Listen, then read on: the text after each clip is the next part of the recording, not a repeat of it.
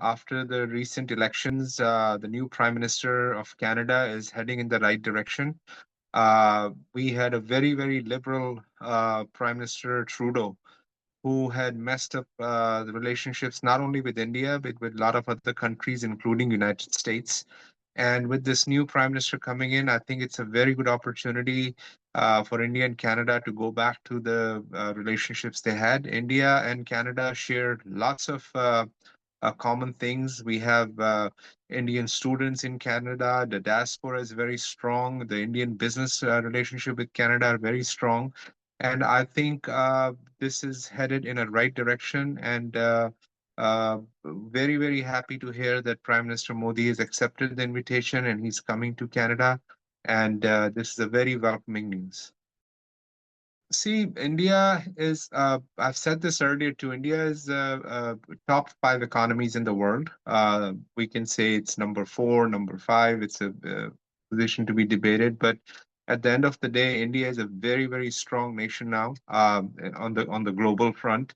Economically, huge market, a lot of talent in India that is being tapped by every Western country. And I think for uh, Canada, a nation not inviting another nation whose economy is much bigger than Canada's would have been a fatal mistake for Canada, and not having good relationship with India would have been not good for Canada, and vice versa. Also, India also needs markets to sell its products, and I think with the clout that India has economically, I think India deserves that position in the G7, and India has to be included in the G7. And I think sense has prevailed. Invitation was sent. Prime Minister Modi is attending, and that is a very good thing for India-Canada relationship moving forward. I don't think things much would have gone. India is a strong candidate for these G7 meetings, and and of course, still, I would think in Canada, the opposition, the so-called Khalistani elements in Canada would have tried their best to stop this. Trudeau supporters from the past who are still lingering around would have tried their best to see that India is not invited. But I think we can see with this invitation that their influence is no longer there.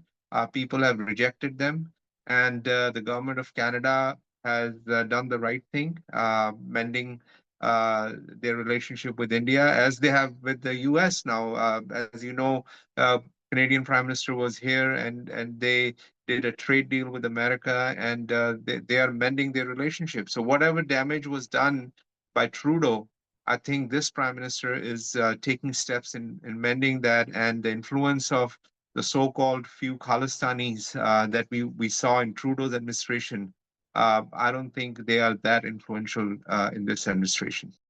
See, I would like India and Canada to have a very good relationship. I would like America and India to have a very good relationship, which they already have.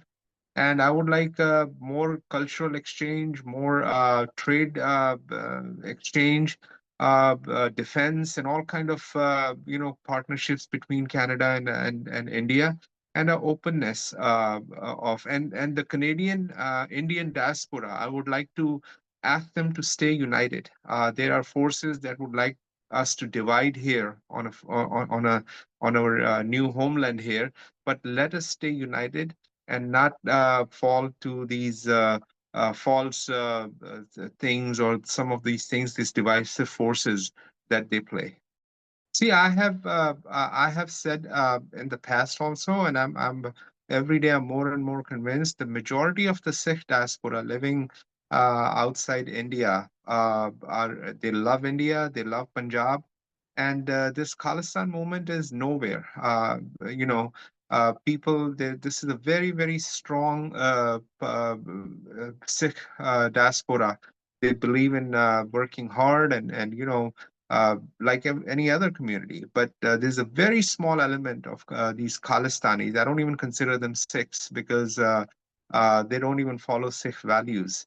And so that's a very, very strong, very, very small group of people. I would say less than 1% who would do that. And they had manipulated all these not illegal immigrants. They were coming from India through the donkey route. They were manipulated by the agents first, and then they were manipulated by people like Pannu when they got here, and they were used for these referendum and other kind of movements because they had no status, and they became victim to these people like Pannu. And I call these people human traffickers. And in America, since President Trump came, that has stopped, and I'm pretty sure Canada also stopped that now. And these people, the youth who were manipulated and who were used by people like Pannu, are also realizing they were forced into taking political asylums, and they were given these fake papers. And so all those investigations have started, and I think this whole fake movement that was started by a very few people is collapsing.